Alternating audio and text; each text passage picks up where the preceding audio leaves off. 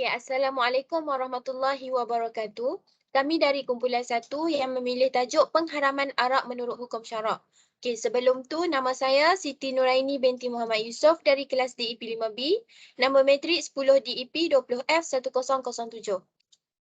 Okey, soalan yang pertama adalah terangkan dalil dari Al-Quran dan hadis berkenaan pengharaman arak. Dalam agama Islam, hukum arak jelas adalah haram. Allah Subhanahu Wa Taala berfirman, Bismillahirrahmanirrahim.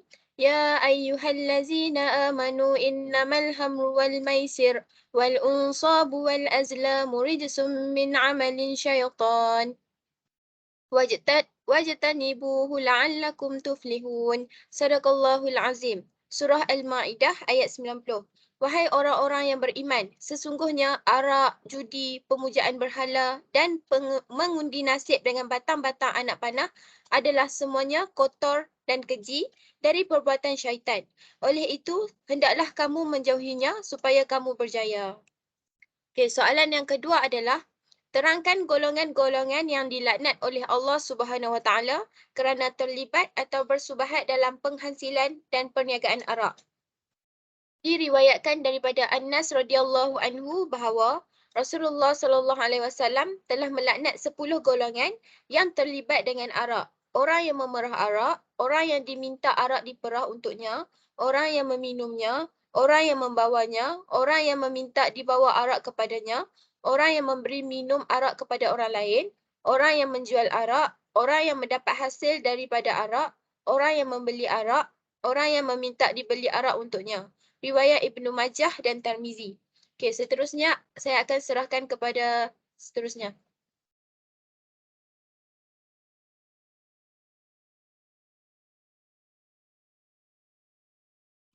Assalamualaikum, nama saya Nur Afina Nabila binti Ahmad Arsi, nombor matrik 10 DEP 20F1019. Yang pertama, pemerah arak, iaitu pekerja-pekerja yang melakukan kerja pemerahan buah-buahan seperti anggur yang bertujuan hasil dari perahan anggur itu akan dijadikan arak, sama ada menggunakan teknologi moden atau cara lama. Hasil pekerjaannya, iaitu upah atau gaji yang diterima, adalah haram, begitu juga perbuatannya. Yang kedua, meminta diperah arak untuknya, bermaksud majikan atau pengurus sesebuah syarikat yang mengaji beberapa orang bekerja di kilangnya untuk bekerja sebagai operator pengeluaran. Maka haramlah pekerjaannya itu. Seterusnya,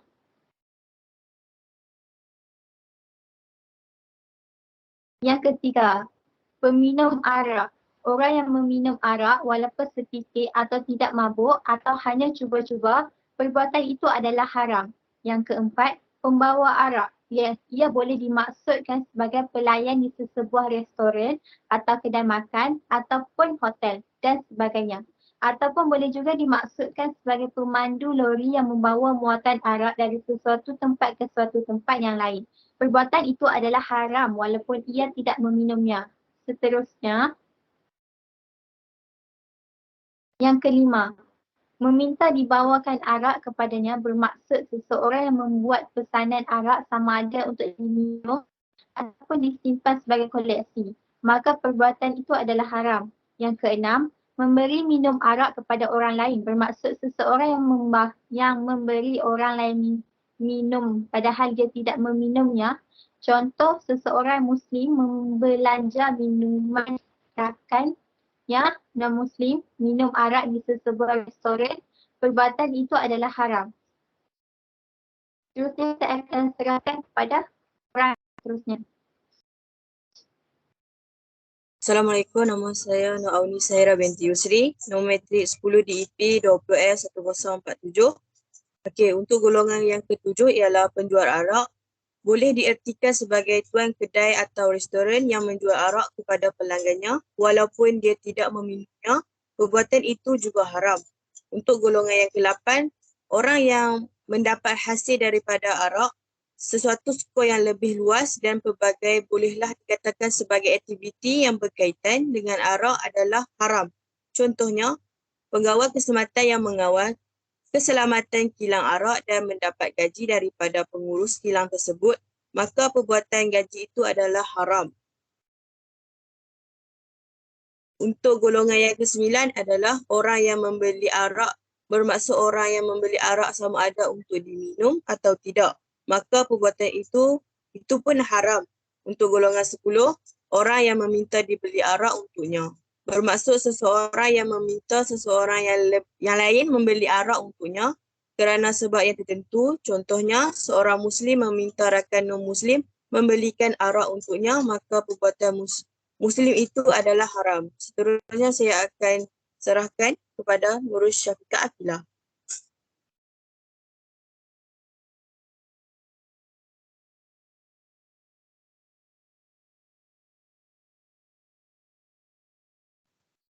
Assalamualaikum, nama saya Nur Syafiqah Aqilah binti Ahmad Nadlan, nombor matrik 10 DEP 20F 1023. Okay, saya akan terangkan soalan yang seterusnya. Terangkan 4 jenis arak yang menjadi pilihan minuman bagi masyarakat di Malaysia dan luar negara.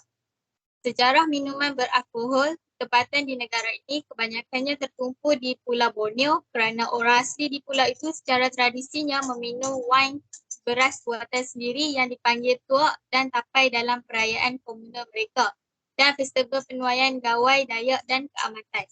Sementara itu, penggunaan di Semenanjung Tanah Melayu adalah kurang kerana Kesultanan Melayu di sana mematuhi prinsip-prinsip Islam mengenai alkohol.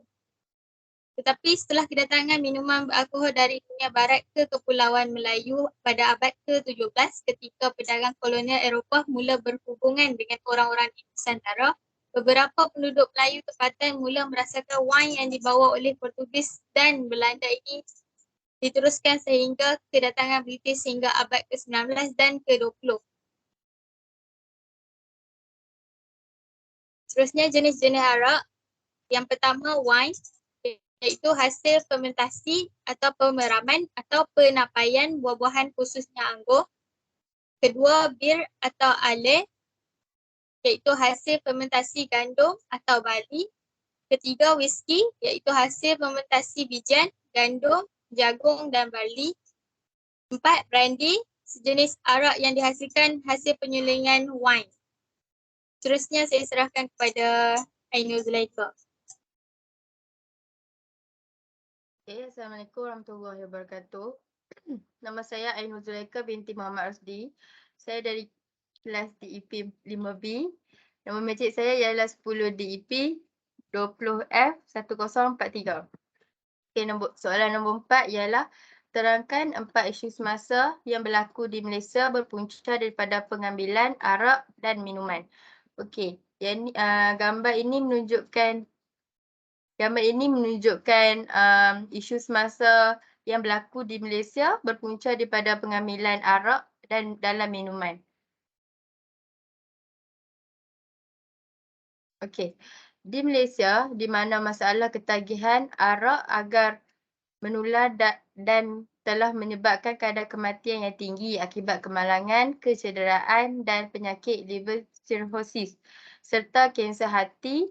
Pelbagai pihak termasuk kerajaan telah melaksanakan beberapa langkah untuk mengurangkan termasuk mengharamkan penjualan arak di stesen-stesen minyak, menaikkan cukai jualan arak dan meletakkan amaran kesihatan di label-label botol arak.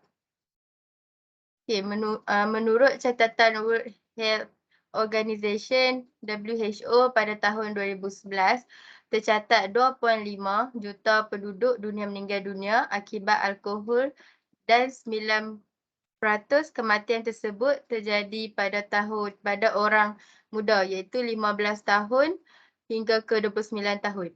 Assalamualaikum warahmatullahi wabarakatuh. Nama saya Siti Maisarah binti Fauzan. Nama matrik adalah 10 DEP 20F 1011. Adalah masalah sosial akibat penjualan arak amat ketara seperti pergaduhan, gangguan seksual, penderaan anak dan isteri, gangsterisme, kemalangan dan pelbagai masalah sentiasa menular di kalangan masyarakat di Malaysia.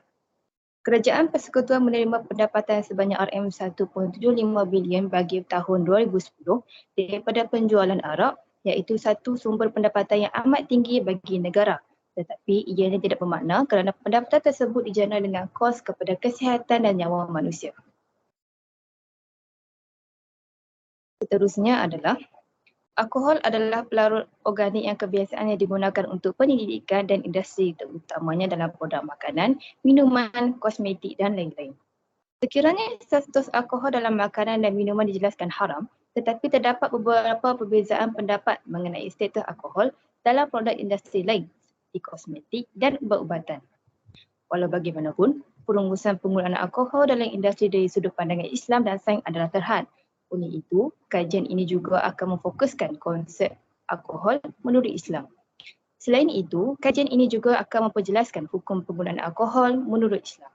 Kesimpulan, kajian ini membuktikan bahawa alkohol diharuskan dalam Islam selagi mana alkohol itu datang daripada tumbuh-tumbuhan, buah-buahan dan biji.